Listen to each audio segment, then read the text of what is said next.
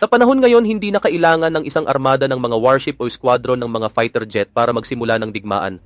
Ngayon, isang eroplano lang na kayang lumipad ng tahimik sa kalangitan ng kalaban, buksan ang tiyan nito, at pakawalan ng isang bagyong binubuo ng mga makinang tumutugis, umatake, at naglalaho ng walang babala. Kaya ng mga flying giant ng China natakpan ang isang buong rehiyon sa loob lang ng ilang minuto gamit ang AI-guided drones. Samantala, ang Amerika, gamit ang mga stealth command systems nito, kayang bulagin ang radar ng kalaban at maglunsad ng mga kamikaze strike. Lahat yan ng hindi kinakailangang magpadala ng kahit isang sundalo. Ang Iran naman ay ginawang suicide drone carriers ang mga luma nilang fighter jets, lumilipad ng diretso at bumabangga sa mismong target. Meron pa nga silang isa na literal na sinasalo pabalik ang sarili nitong drones sa ere na parang naglalaro lang ng habulan sa langit. May robot submarine din na 26 meters ang haba, lumulutang sa ilalim ng dagat, walang crew, walang ilaw. Pero pakakawalan nito ang drones sa ilalim ng tubig at ang susunod na maririnig mo na lang ay kaguluhan. Hindi ito mga ordinaryong drone, ito ang tinatawag na drone motherships. Mga makinaryang hindi lang nagbabago ng laban, kundi kayang baguhin ang buong bansa. Hindi mo maririnig ang pagdating nila, pero kapag dumating na sila, hindi sila kumakatok. Isang drone mothership lang at sapat na para mapaluhod ang isang buong bansa at hindi lang ito panalo sa digmaan, binubura nito ang mapa. Sa ngayong araw na ito sa Noel Polo TV, narito ang 10 sa mga pinakadelikadong drone sa panahon ngayon. Kaya naman bago tayo magsimula, kung hindi ka pa nakapag-subscribe sa aming channel, mag-subscribe ka na para naman lagi kang updated sa mga ganitong uri ng video. Number 10, Zhuotian Drone Mothership. Ang Zhuotian Drone Mothership ng China, na tinaguri ang Queen Bee ng drone warfare, ay isang napakalaki at ganap na autonomous na lumilipad na makina na parang airbase sa himpapawid. Kasing laki ito ng truck, may pakpak na abot sa 25 meters na mas malaki pa kaysa sa karamihan ng mga fighter jet. Kaya nitong magdala ng hanggang 6 na tonelada ng drones, missiles at bomba at lumipad ng 7,000 kilometers sa altitude na umaabot sa 15,000 meters. Pagdating nito sa airspace ng kalaban, bumubukas ang ilalim nito at sabay-sabay na nagpapakawala ng napakaraming mas maliliit na drone. Ang mga drone na ito ay kayang manggulo ng radar, umatake sa mga target o bumuo ng swarm para guluhin ang mga eroplano ng kalaban. Bukod pa rito, may dalang air-to-air at anti-ship missiles ang Zhuotian para sa sariling depensa at sa pagsugpo ng maraming banta ng sabay-sabay. Ang pangunahing misyon ng Zhuotian ay wasakin ang air defenses ng kalaban para ligtas na makapasok ang mga manned jets o iba pang drone. Tugma ito sa estratehiya ng China na gumagamit ng AI-enhanced swarm attacks at unmanned warfare. Ipinakita na ito sa mga military expose ng China, pero hindi pa rin tiyak ng mga eksperto kung gaano ito kaepektibo sa totoong labanan. Bagaman lihim ang eksaktong presyo, tinatayang aabot sa mahigit $100 million ang buong unit kapag isinama ang drone swarm nito. Number 9, Heron TP Israel. Mula naman sa Israel, ang Heron TP o tinatawag ding Eitan ay ang pinakamalaking drone ng bansa at isa sa pinakakilalang combat UAV sa buong mundo. Kilala rin sa bansag na Desert Giant, gawa ito ng Israel Aerospace Industries at ginagamit na sa loob ng maraming taon para sa border defense, surveillance at precision strike missions. May pakpak itong 26 meters ang lawak at kayang manatili sa ere ng hanggang 36 hours ng tuloy-tuloy. Abot din sa 7,400 kilometers ang saklaw nito. Sapat para lumipad mula Tel Aviv hanggang London at pabalik. Kaya nitong magbitbit ng hanggang 1 tonelada ng kargamento, hindi lang cameras at sensors, kundi pati na rin mga precision-guided missiles at smart bombs. Pero ang tunay na lakas ng Heron TP ay ang kakayahan nitong mag-coordinate sa maraming UAV sa iisang misyon, sabay-sabay na nagbibigay ng real-time data at battlefield control na parang isang lumilipad na command tower sa kalangitan. Dahil sa solidong performance nito sa totoong labanan, pati mga bansang tulad ng Germany, India at France ay nag-lease o bumili ng lisensya para magamit ito. Karaniwan itong ginagamit sa border patrols, long-range reconnaissance at surgical airstrikes laban sa mga target na high value. Sa mga susunod na upgrade, posibleng kaya na nitong mag-command ng buong drone swarms, kaya't hindi na lang ito isang UAV, kundi isang strategic commander sa ere.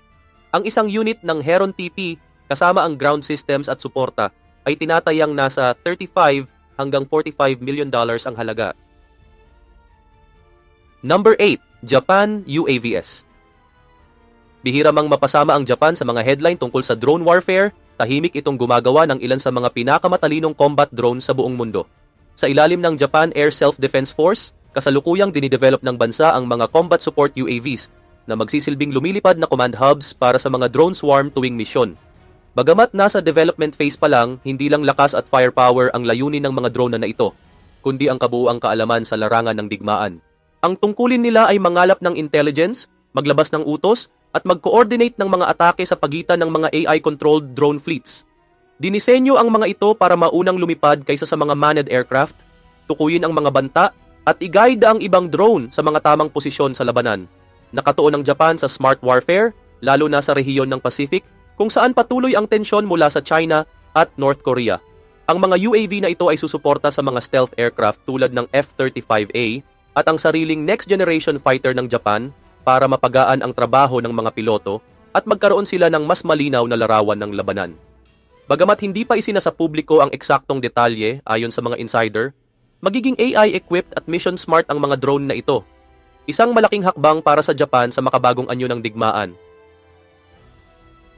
Number 7, India CATS Warrior, the Hive Commander. Sa India naman, kasalukuyan ding umuusbong ang isang napaka-ambisyosong drone system na tinatawag na CATS Warrior, bahagi ng Combat Air Teaming System ng Hindustan Aeronautics Limited. Ang stealth flying wing drone na ito ay hindi lang para sa labanan, kundi para maging commander ng isang mini-army ng drones habang nasa ere. Dahil dito, tinagurian ito bilang Hive Commander. Sa ilalim ng katawan ng CATS Warrior, may 4 hanggang 6 na Alpha S drones na pwedeng pakawalan kapag nasa himpapawid na ito. Ang mga mas maliliit na drone na ito ang siyang gagawa ng mga delikado at high-risk na misyon tulad ng deep strikes, radar jamming, o kahit suicide attacks, habang ang main drone ang nagkokontrol sa kanila mula sa itaas.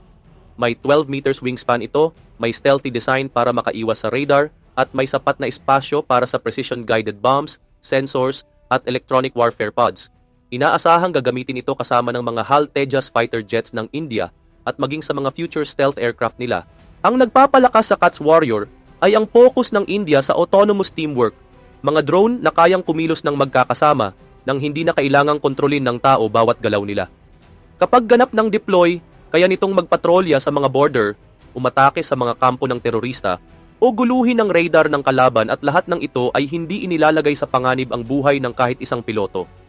Ito ang kauna-unahang seryosong hakbang ng India patungo sa AI-led drone mothership warfare at maaaring tuluyan nitong baguhin kung paano pinoprotektahan ng bansa ang himpapawid nito. Number 6, Okhotnik B Russia. Ang Okhotnik B ng Russia, na ang ibig sabihin ay Hunter B, ay isang stealth drone na idinisenyong lumipad kasama ng Su-57 stealth fighter jet. Dahil sa hugis nitong flying wing at materyales na kayang sumipsip ng radar signals, tinatawag ito ngayon bilang Russian Shadow Hawk. Isang tahimik ngunit mapanganib na anino sa himpapawid. Mayroon itong 20 meters wingspan na halos kasing laki ng mismong Su-57 at kayang lumipad ng humigit kumulang 1,000 kilometers kada oras, magdala ng 2 tonelada ng missiles o smart bombs at manatili sa ere ng mahigit 6 na oras. Puno ito ng advanced na teknolohiya, kabilang ang Active Phased Array Radar System na nagbibigay rito ng kakayahang makakit kahit sa masamang panahon o sa gitna ng electronic warfare. Pero ang tunay na lakas ng Okhotnik B ay nasa multi-role capability nito.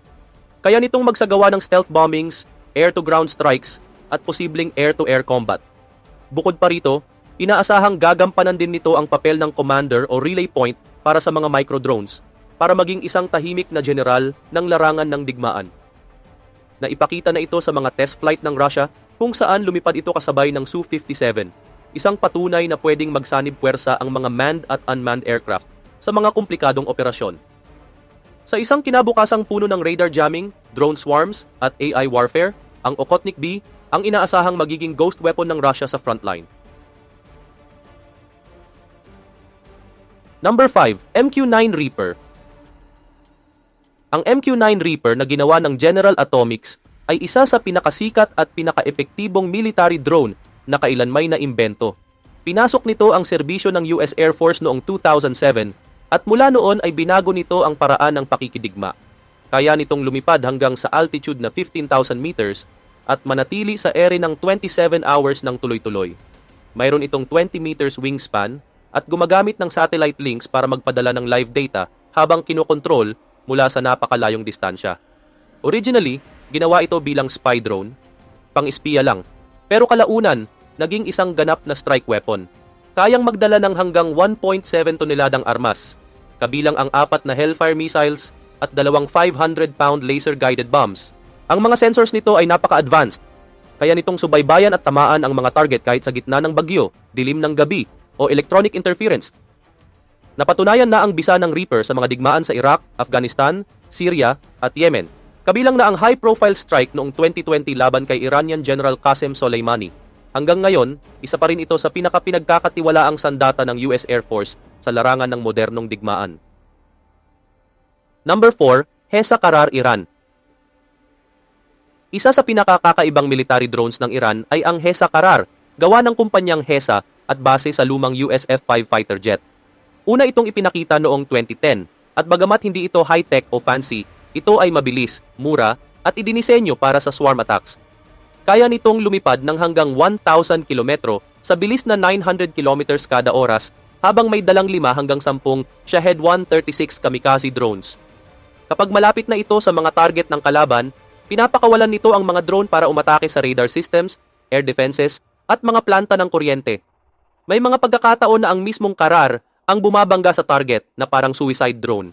Ginagamit ng Iran ang Karar para lamunin ang mga advanced air defense systems tulad ng Iron Dome o Patriot systems. Sa pamamagitan ng sabay-sabay na pagpapadala ng maraming drone, lumilikha ito ng kalituhan at overload sa mga depensa.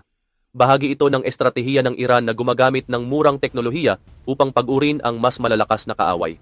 Sa ilang military drills, ipinakita ng Iran kung paano ang isang Karar lang ay kayang magpakawala ng dos-dosenang drone sa iisang misyon. May GPS auto-flight at simpleng targeting system ito pero wala itong stealth. Simple lang ito, mura at madaling gawin sa malakihang produksyon. Sinubukan na rin ito ng Iran para sa anti-ship missions at kahit sila lang ang may aktwal na gamit ng Karar, kumalat na ang konsepto nito sa mga grupo tulad ng Hezbollah at Houthi rebels.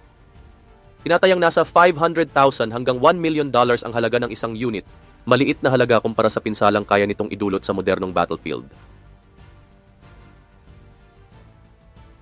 Number 3, USA Gremlins Project. Isipin mong may isang cargo plane na kayang maglunsad ng mga drone na parang missiles at pagkatapos ng misyon, sasaluhin ang mga ito sa ere. Ito mismo ang layunin ng Gremlins Project ng DARPA sa tulong ng US Air Force. Sa programang ito, ginagamit ang mga C-130 Hercules aircraft bilang lumilipad na drone carriers na nagpapakawala at muling kumukuha ng X-61A Gremlin drones habang nasa ere pa. Ang mga drone na ito ay maliit, mabilis at reusable, kaya gamitin ng hanggang 20 times bawat isa. Kapag tapos na ang misyon, ginagamit ng cargo plane ang mechanical recovery arm para saluhin ang drone pabalik sa loob habang lumilipad. Dahil dito, hindi na kailangang itapon ang drone pagkatapos gamitin, kaya't bumababa ang gastos at tumataas ang operational flexibility. Kayang dalhin ng mga Gremlin drone ang iba't ibang kargamento tulad ng mga sensors, jammers o explosives, at pwede silang gamitin sa surveillance or offensive operations sa loob ng teritoryo ng kalaban. Noong 2020 at 2021, matagumpay ang naging flight tests ng Gremlins Project na tila hango sa science fiction pero ngayon ay bahagi na ng aktwal na military planning. Ang sistemang ito ang susi sa hinaharap ng drone warfare, kung saan ang malalaking aircraft ay magiging reusable, mobile drone bases na kayang magsagawa ng malawakang operasyon sa himpapawid. Number 2, Hale-class Orca. Ang Orca o tinatawag ding underwater drone mothership ay isa sa pinaka-advanced na unmanned systems ng US Navy.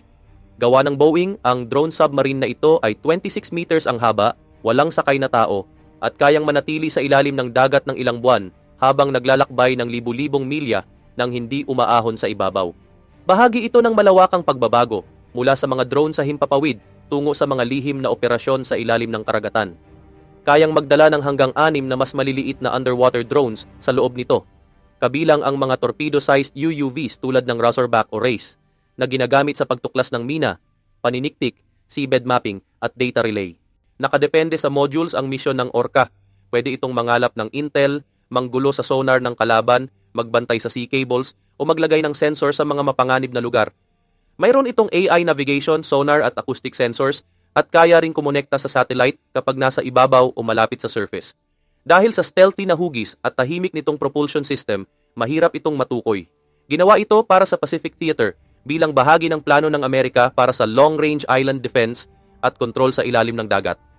Bagamat nasa testing phase pa ito noong 2024 at hindi pa sumabak sa aktwal na labanan, wala pang ibang bansa ang may kapareho nitong teknolohiya. At ang mga kaalyado ng Amerika tulad ng Australia at UK ay matamang nakamasid. Ang bawat Orca system, kasama na ang 6 nitong internal drones, ay tinatayang nagkakahalaga ng 70 hanggang 120 million dollars. Number 1, China Stealth Queen.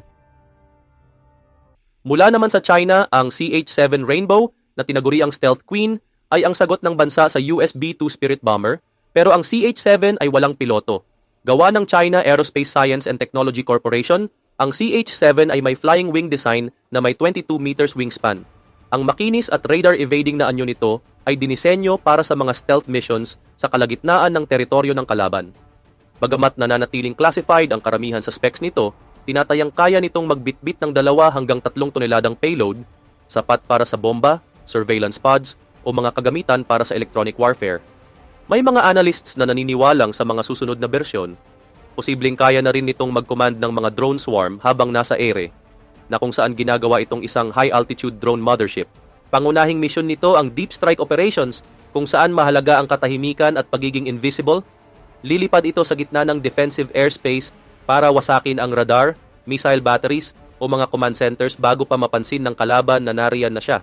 Ipinakita na ng China ang ilang test models ng CH-7 sa International Defense Expos, patunay ng kanilang seryosong commitment sa next-gen stealth drone warfare. Bagamat hindi pa operational, ang CH-7 ay paunang sulyap sa hinaharap ng digmaan. Maraming salamat sa panonood.